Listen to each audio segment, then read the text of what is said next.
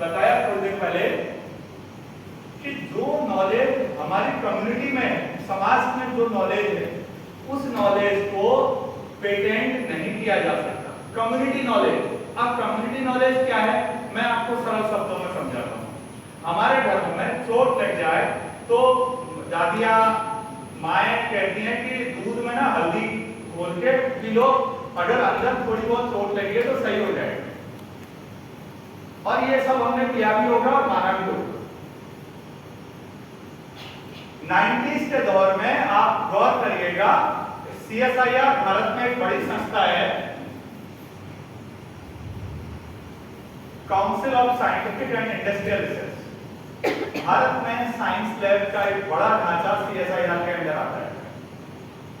CSIR UGC net की परीक्षा भी करवाता है, इसमें आप जानते हैं। तो CSIR का बहुत बड़ा इंफ्रास्ट्रक्चर है। आप अगर गूगल पे जाएंगे तो बहुत सारी लैब हैं। CSIR के डायरेक्टर साहब जो बने थे 90 के दशक में, मैं बर्तन साफ करती थी, झाड़ू पोछा करती थी।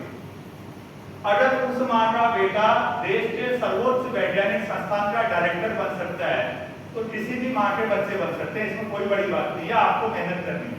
पहली बात तो ये समझिए। दूसरा, माशेलकर बहुत लंबे समय तक डायरेक्टर रहे CSIR के। आज भारतीय कम्युनिटी नॉलेज पर आप लोग शायद जानते होंगे, भारत और पाकिस्तान दोनों में एक बड़ा हिस्सा पंजाब कहलाता है। पाकिस्तान के पास एरिया वाइज बड़ा पंजाब है। पंजाब में बासमती की खेती होती थी, बाकी जगह भी होती थी, देहरादून में भी रही।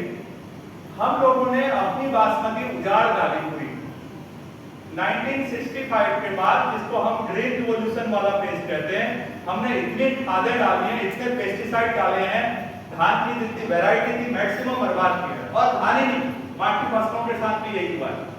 आज की हालत में हमारी बासमती की गुणवत्ता बहुत खराब है।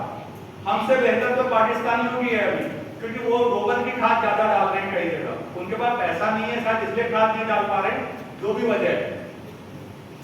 तो यहाँ पर एक बड़ी मल्टीनेशनल कंपनी है,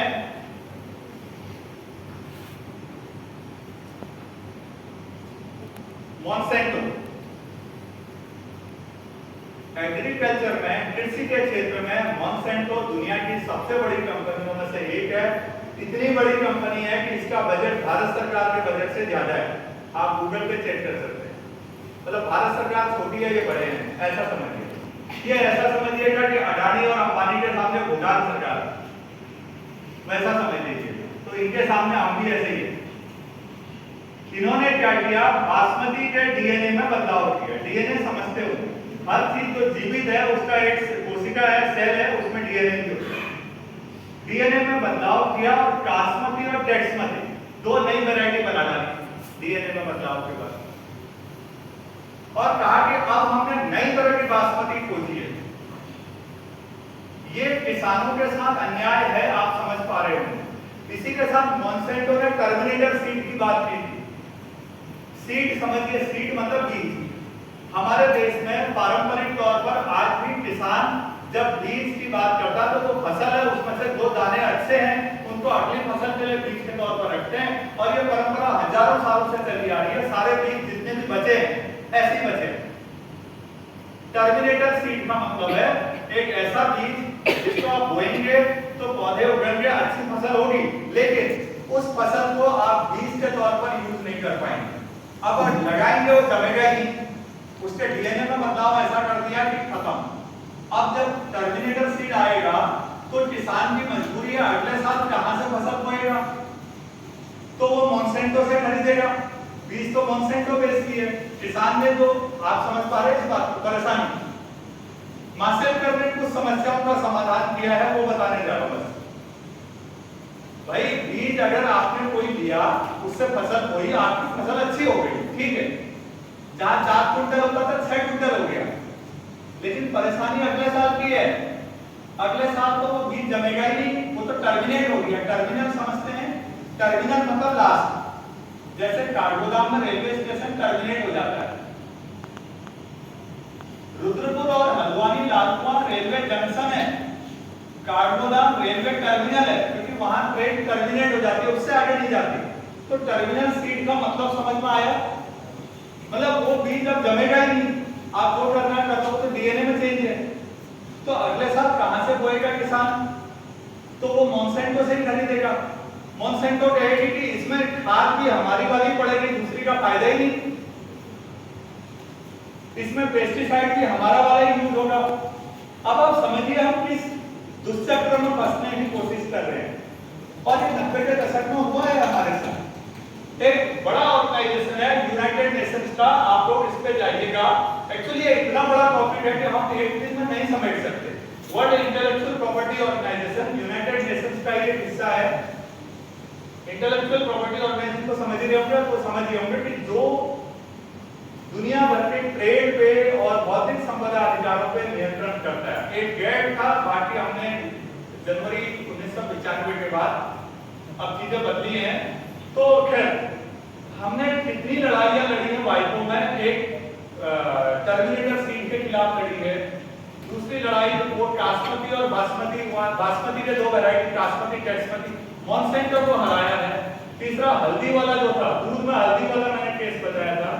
तो सीएसआईआर के वैज्ञानिकों ने इस बात को वहां साबित किया कि हमारे देश में हजारों सालों से भारतीय समाज में बहुत सारे प्रमाण हैं जहां पर ये साबित है, लिखा हुआ है पहले से, कम्युनिटी को ये नॉलेज पहले से पता है कि दूध में अगर आप हल्दी डाल के पीते हैं तो आपकी आंतरिक चोटें ठीक होती हैं। ये कम्युनिटी नॉलेज है, तो इसका पेटेंट कैसे मिल सकता है किसी को? तब समझ में आता है कि हमें ना डॉक्यूमेंटेशन की जरूरत है। हमारी सबसे बड़ी दिक्कत यह है कि हमारे पास बहुत सारा ज्ञान है। हमारे जो आदिवासी समाज है उनके पास आज भी बहुत सारा है। हमारी पुरानी पीढ़ियों के पास जितना ज्ञान था हम कम करते जा रहे हैं। आप अपने दादी नानी के लोगों से पूछिएगा, वो घरेलू इलाज जितने सारे कर सकते थे, अब हमें नहीं पता है। ट्राइबल सोसाइटीज में है तो कम्युनिटी के पास जितनी नॉलेज है उसको डॉक्यूमेंट करने की जरूरत है। एक बार चीजें डॉक्यूमेंट हो गई और पब्लिश हो गई ना, तो वो कम्युनिटी नॉलेज कहलाती है। फिर दुनिया की कोई कंपनी उस पर अपना अधिकार नहीं जता सकती, और कंपनियां अधिकार जताएंगी तो आपसे प्रॉफिट लेंगी। तो इसीलिए हमने एक बड़ी संस्था का, इन्होंने ये उसी दौर में बनी है, निस्केयर एक संस्था है दिल्ली में, नेशनल फिजिकल लेबोरेटरी है, एनपीएल, नई दिल्ली में ही। एनपीएल का ही एक हिस्से में ये बनी है निस्केयर में। उसके बाद एक बड़ा काम किया गया है भारत में, कम्युनिटी नॉलेज को डॉक्यूमेंट करने की कोशिश है, और आज बड़ा हिस्सा हो चुका है। इसीलिए वो हमले जो 90 के दशक में हमने झेले हैं भारतीयों ने या गरीब देशों ने दुनिया भर के, वो काफी कम हुए। तो कहने का मतलब है जो नॉलेज समाज के पास है उस नॉलेज को कोई नहीं ले सकता। ये बात समझानी थी बस। इस नॉलेज पे हमले हुए और हमने इसे बचाने की कोशिश की है। आपके घरों में भी ऐसी कोई नॉलेज है जो डॉक्यूमेंट, जो आपको लगता है ऑथेंटिक है, तो बात की जा सकती है, भेजा जाता है। सर निस्केयर की वेबसाइट गूगल पे मिल जाती है, डाल दो भाई, इतना ही करना होता है। तो हमारी जो नॉलेज है, जिस तरह से आप कह रहे हैं कि मेरी कोशिश तो हमेशा ये होती है वो चीजें बताई जाए जो पूरे समाज में हम सबके काम आती है। एक तो इंडिविजुअल राइट है, इंडिविजुअल राइट हुआ कॉपीराइट राइट, वो तो ठीक ही हुआ, आप समझ रहे होंगे। आपने कुछ ऐसा लिखा, कोई पेंटिंग बनाई, आप सर ने बहुत सारी चीजें बताई थी, आपने देखा होगा जीना सर का जो प्रेजेंटेशन था, कि वो आपके कॉपीराइट है जो आपका विशेषाधिकार है। दूसरे इंडस्ट्रियल राइट होते हैं, और उसमें भी पूरा समाज के हिसाब से हम जो समझते हैं बात, मतलब ये एक ऐसा टॉपिक है जिसमें मेरा तो मनपसंद है, बहुत लंबी बातचीत की जा सकती है, लेकिन मुझसे कहा गया था 10 मिनट में, शायद 20 मिनट तो वैसे ही बोल चुका हूँ। मैं माफी चाहता हूँ, इससे ज्यादा समय देने को कॉन्फ्रेंस है क्योंकि हमारे अगले वर्ष तैयार है। कभी मौका मिलेगा इन मुद्दों पे तो बहुत विस्तार से बात कर पाएंगे। एक तो 2 हिस्सों में होने की वजह से सब बिखर गया। अब मुझे खुद ही पता चल रहा है कि पहले फ्लो में क्या था और बाद में क्या है।